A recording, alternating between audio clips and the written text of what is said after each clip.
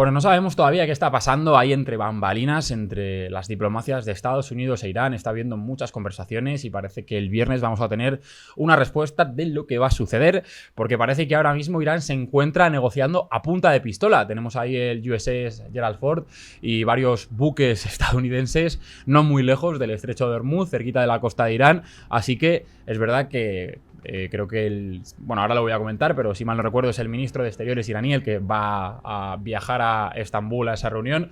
Lo va a hacer un poco entre la espada y la pared, ¿vale? En medio de un clima cargado de tensión y con el fantasma de una intervención estadounidense planeando en Irán, ha ocurrido algo que yo creo que muchas personas no se esperaban, ya lo comentaba ayer, y es que Pezeshkian, Masoud Pezeshkian, el presidente de Irán, ha dado instrucciones para explorar negociaciones con Estados Unidos siempre que se den condiciones que él considera básicas. Vamos, ceñirse únicamente a la cuestión atómica y nada más. Con esto de nada más estamos hablando también de esa reducción que pedía Donald Trump del arsenal de misiles balísticos iraníes que ya vimos en la guerra de los 12 días contra Israel, que realmente sí que llegaron a ser efectivos cuando las capacidades antiaéreas de Israel quedaron saturadas. Algún que otro misil llegó a colarse, ¿no? Entonces, yo creo que un poco lo que está buscando Irán ahora mismo es intentar acotar cualquier parte de ese acuerdo, de esa reunión que tendrá lugar en Estambul, a que se hable de la cuestión atómica, ¿vale? Esta reunión, ya he dicho que va a ser en Estambul. Va a ser el viernes y al encuentro van a asistir delegaciones de Qatar, como no, Qatar está en todos los lados últimamente, también de Egipto, de Omán, de Emiratos Árabes Unidos, de Arabia Saudí y de Pakistán, ¿vale? Los responsables de Washington y Teherán son, por un lado, Steve Witkoff y por otro lado, el ministro iraní de Exteriores, que es Abbas Araghchi, ¿vale? Estará, yo creo, Marco Rubio un poco acobardado en su casa, teniendo en cuenta que va a ir Steve Witkoff. Ya podemos acordarnos de lo que sucedió cuando tuvo que negociar en Rusia, así que no sé, igual Marco Rubio está ahí pensando, oye, igual de repente Estados Unidos ahora le entrega armas nucleares directamente a Irán, ¿no? Bueno, más allá de esta broma, mientras esta reunión ocurre, Estados Unidos ha reforzado la presencia militar en el Golfo Pérsico y allí sigue el USS Abraham Lincoln. Está a menos de 1.500 kilómetros de la costa iraní y yo creo que ahora mismo el presidente estadounidense está en un modo todo o nada, ¿no? Así que veremos qué ocurre el viernes. Sea como sea, es extraño pensar que no se va a producir ninguna operación por parte de los Estados Unidos, aunque sea como algún tipo de ataque pactado, como parece que sucedió ya el año pasado entre Israel e Irán. Estamos hablando de que ahora mismo Washington está gastando muchísimos recursos, mantiene portaaviones y destructores cerca de las aguas iraníes y además también tenemos que tener en cuenta pues todos los, vamos a llamarlos recursos mediáticos, ¿no?, que Trump está gastando en esta operación, en la que, bueno, también busca salir reforzado en ese papel, ¿no?, de pacificador de las protestas iraníes, aunque luego hemos visto cómo no parece que sean precisamente los civiles iraníes lo que llame la atención de Donald Trump. Aún así, las cifras de víctimas de las revueltas pues siguen siendo motivo de controversia. Ahora vamos a hablar un poquito de ellas. Y es verdad que el régimen está más débil que nunca, así que si la estrategia de Estados Unidos pasa por golpear una única vez, es verdad que este es el mejor momento. Eso sí, por primera vez en mucho tiempo, entre todas las amenazas, demostraciones de fuerza de ambos países, a ver quién saca más pecho, quién la tiene más grande, aparece la opción del diálogo antes de que el conflicto cruce un punto sin retorno. Y esto es bastante interesante, ¿no? Ayer ya comentábamos que había dos explicaciones que podían explicar este retardo en la posición estadounidense respecto a intervenir. Veíamos que Donald Trump estaba asegurando ya que esta intervención, esta ofensiva, no sabemos muy bien cómo, pero iba a darse sine qua non. Pero parece ser que sí que se está intentando explotar al máximo la vía de la diplomacia entendiendo que evidentemente Estados Unidos lo que saca de aquí es el desmantelamiento del programa nuclear iraní y que esta gente, pues bueno, deje de enriquecer uranio y quién sabe si algo más, ¿no? Porque ya sabemos que si la administración Trump suele brillar por algo es por conseguir, bueno, pues buenos acuerdos para ellos, ¿no? Alguna cosita seguro que se llevarán de aquí, igual que lo han hecho con Groenlandia, igual que lo han hecho pues en la mayoría de casos también con el acuerdo con Gaza, ¿no? Pero bueno, yo creo que al final Estados Unidos ahora mismo está en una posición de, como decía antes, de todo o nada, ¿no? Una pistola apuntando a la cabeza de Pezeshkian y una pistola apuntando también a la cabeza de un régimen que pues parece que tiene los días contados ahora mismo, o al menos tiene los días de su programa nuclear contados. No sabemos qué va a ocurrir, qué no va a ocurrir, pero bueno, la verdad que tengo muchas ganas de que llegue el viernes, porque es verdad que es una noticia que va a tener un impacto enorme. Ya vimos ayer que parece ser que con la noticia de la reunión las bolsas se han calmado un poquito. Ya sabéis que hay muchísimo miedo dentro del mundo macroeconómico a que, como represalia de un ataque, Irán pueda bloquear el estrecho de Hormuz, que es uno de los nodos logísticos, uno de los lugares donde pasa más petróleo del mundo, ¿no? Entonces, vamos a irnos ahora a comentar otra cosa que bueno, muchas personas me han puesto en comentarios que de dónde he sacado las cifras que comentaba ayer, ¿vale? De las cifras de muertos en la represión iraní. Yo ayer, si mal no recuerdo, creo que dije que habían muerto más de 5.000 personas. Entonces, hay distintas fuentes y las vamos a ir comentando un poco. Luego también voy a explicar por qué dije yo ayer exactamente que había 5.000 personas y no utilicé otra fuente, ¿vale? Pues para que os hagáis una idea, vamos a empezar hablando de las cifras que reconoce el gobierno iraní. Esto ya lo hemos comentado aquí en la pecera, pero voy a insistir en ello porque he visto que hay mucha gente que está comentando, ¿vale? El gobierno de Irán reconoce oficialmente más de 3.000 fallecidos durante la represión, ¿vale? De estos 3.000 fallecidos, más de 500 personas son militares, guardias de seguridad.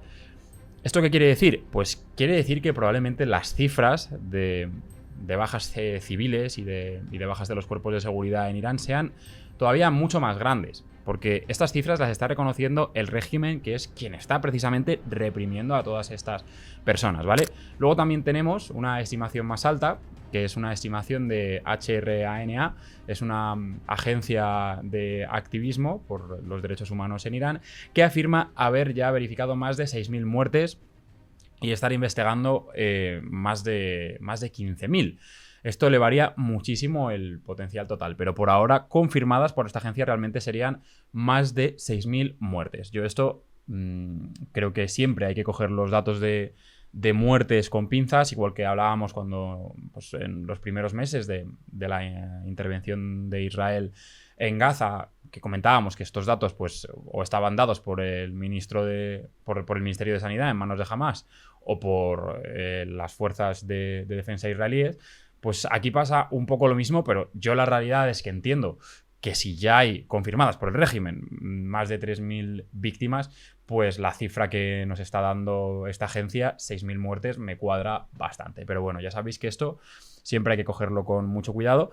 El tema es que todavía hay estimaciones más altas. Hay una red de médicos que opera a nivel interno que sostiene que las muertes oficialmente registradas podrían ser menos del 10% del total real, lo que situaría la cifra por encima de las 30.000 personas fallecidas, ¿vale? Esto, como digo, siempre es bastante complejo hablar de ello, pero aún así las cifras son altísimas. Para que os hagáis una idea, en el primer mes de intervención en Gaza, creo que murieron aproximadamente unas 9.000, 10.000 personas. En unas semanas en Irán sabemos que han muerto seguro más de 3.000 personas, con toda la pinta más de 6.000 personas, así que os podéis hacer una idea y seguramente sean más, por no hablar de todo el daño psicológico, de todo el daño que todas estas personas que igual no han fallecido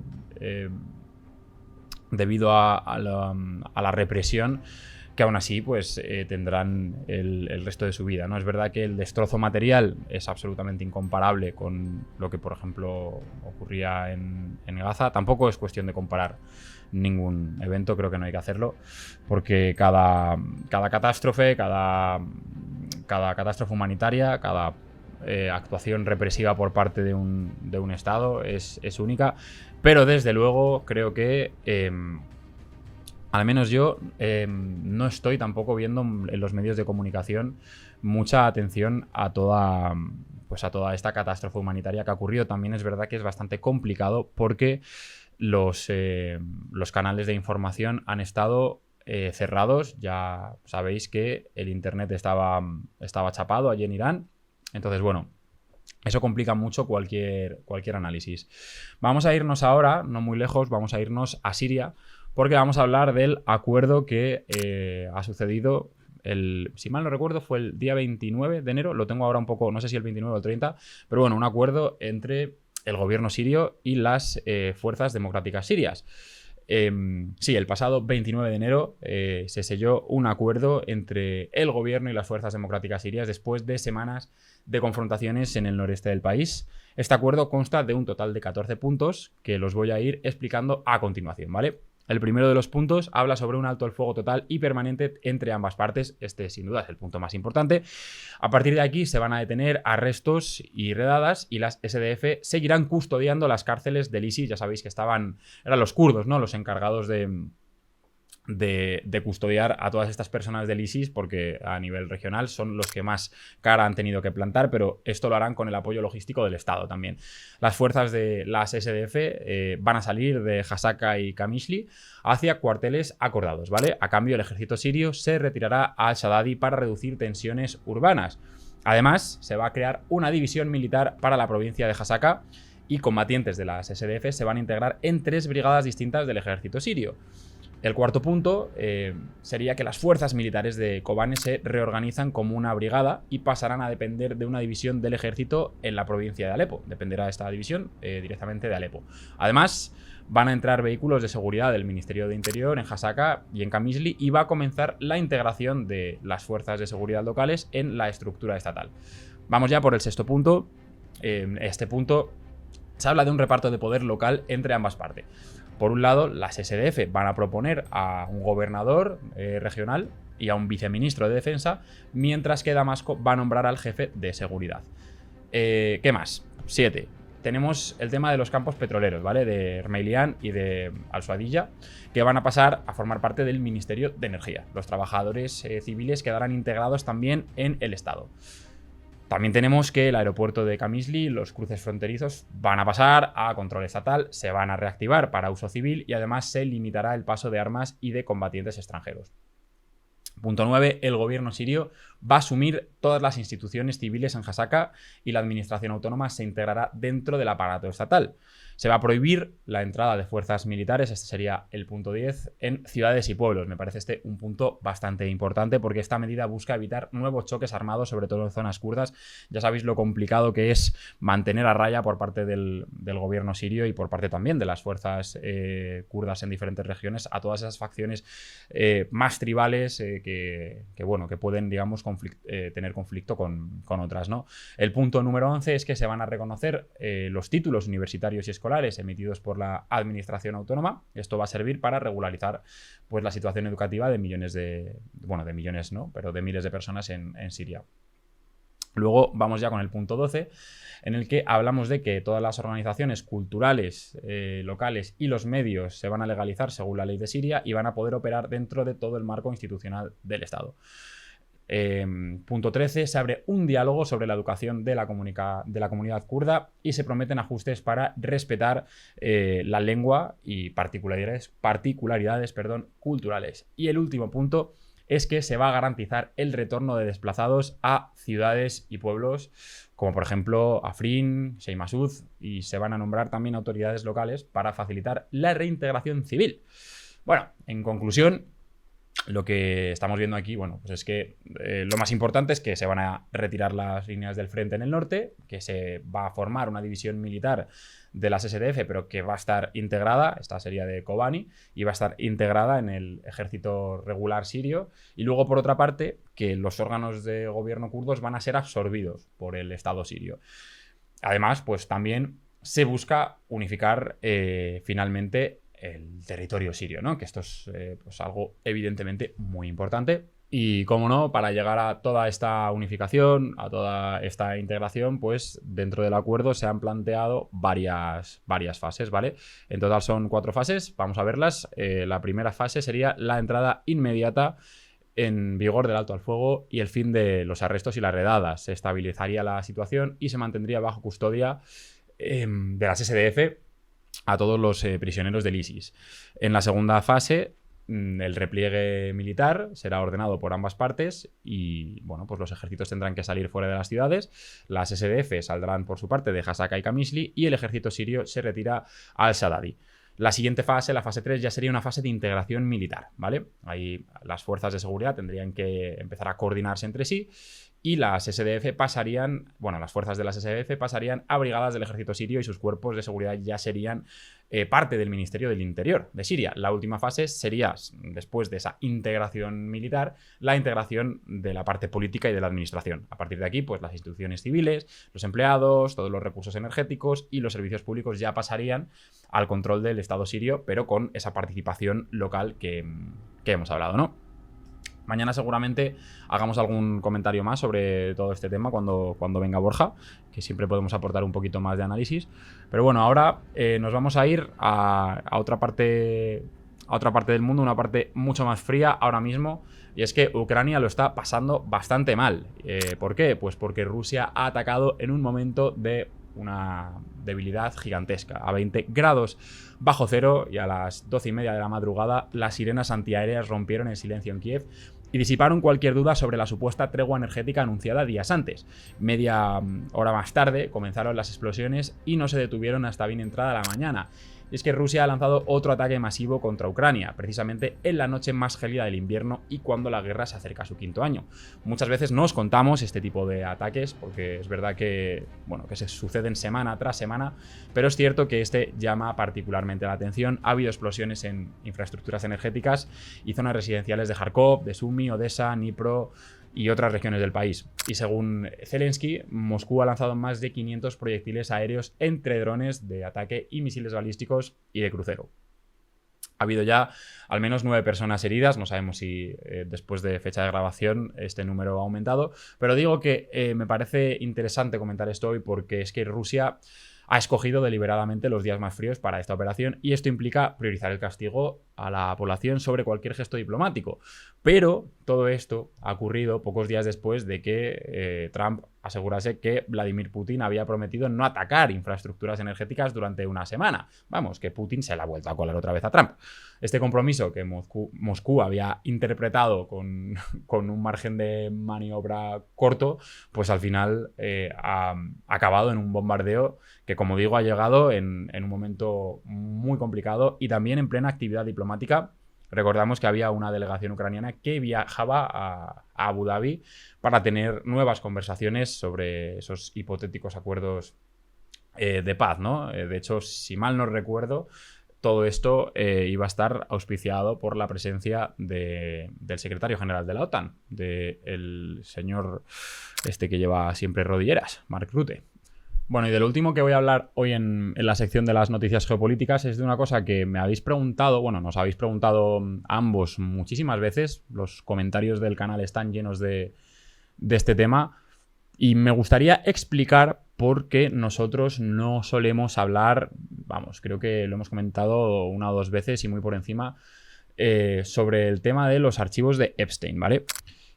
¿Por qué no hablamos de esto? Bueno, pues nosotros en el canal no entramos en estos casos normalmente porque en sí mismos no suelen tener implicaciones geopolíticas directamente, ¿vale? Son escándalos que son muy graves, porque lo son, esto es absolutamente indudable y desde luego muy, muy llamativos, pero el impacto inmediato pues suele quedarse dentro de un apartado más judicial, mediático, incluso moral, donde nosotros, pues oye, igual en algún anzuelo sí que podemos dar nuestra opinión, eso creo que sí que lo hemos hecho, pero es verdad que a la hora de hacer análisis o de contar noticias tampoco es algo que nos guste escoger, ya que nuestro enfoque normalmente es analizar pues hechos que suceden a gran escala y en este tipo de casos, pues por muy ruidosos que sean, esto no ocurre, ¿no?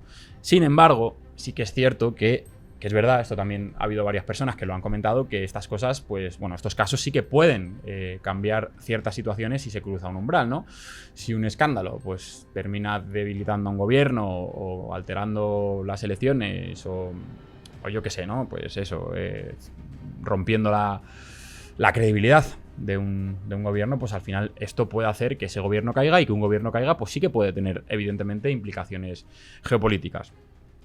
Pues bueno, yo creo que esto, muchas de las personas que nos veis ya lo sabéis. En las últimas semanas Estados Unidos ha publicado millones de documentos relacionados con el caso de Jeffrey Epstein, la justicia estadounidense realmente, el Departamento de Justicia, y bueno, pues se supone que se ha liberado toda la documentación disponible, ¿vale? En esos documentos aparecen nombres de peso político brutal, el primero de ellos, el mismo presidente Trump, pero aparece Bill Clinton, Bill Gates, bueno, un montón de miembros de casas reales europeas, sale por ejemplo Andrew de York de Reino Unido, bueno, muchísima gente muy, muy conocida. Y yo quería decir aquí que por nuestra parte el único análisis geopolítico que nosotros podemos sacar de aquí es que estos archivos pues evidentemente hacen mucho daño a la confianza de las élites económicas y políticas en un momento en el que esta confianza en los sistemas políticos, especialmente en el mundo occidental, es cada vez menor. Además, luego, todo este tipo de escándalos, yo creo que es un análisis pertinente, sí que pueden llegar a influir en la toma de decisiones de los políticos a escala internacional, y luego pues envalentonar a los dirigentes a tomar decisiones que igual se están haciendo por intentar correr un tupido velo, ¿no? Hay mucha gente que yo ya he escuchado que dice, ¿no? En plan de, bueno, todo esto que está haciendo Trump lo está haciendo para tapar los casos de Epstein. Pues oye, mira, yo no sé si esto es así, pero es verdad que desde luego puede afectar, ¿no? Entonces, sin más, creo que a partir de todo esto que he comentado, no voy a entrar tampoco mucho más en detalle, igual lo podemos comentar cuando esté Borja aquí ya en un anzuelo, que yo creo que esto es más una temática para un anzuelo, pero que cada persona saque sus propias conclusiones a partir de esto. Y bueno, como he dicho, esta era la última cosita de la que quería hablar hoy en las noticias, así que vamos a irnos ya al Rincón del Tiburón. Recuerdo, antes de cambiar de sección, que tenemos una newsletter muy chula. En la descripción de todos los vídeos de la pecera os podéis ir y visitarla, y desde luego también, si os gusta la geopolítica, la economía y también la ciencia, suscribíos a ella. Estamos hablando de Código Morsa, ¿vale? Se llama Código Morsa y nada, sale todos los viernes, así que os esperamos en la newsletter, y nos vamos ya a la sección de economía, que hoy va a ser un poquito más cortita. Nos vamos al Rincón del Tiburón.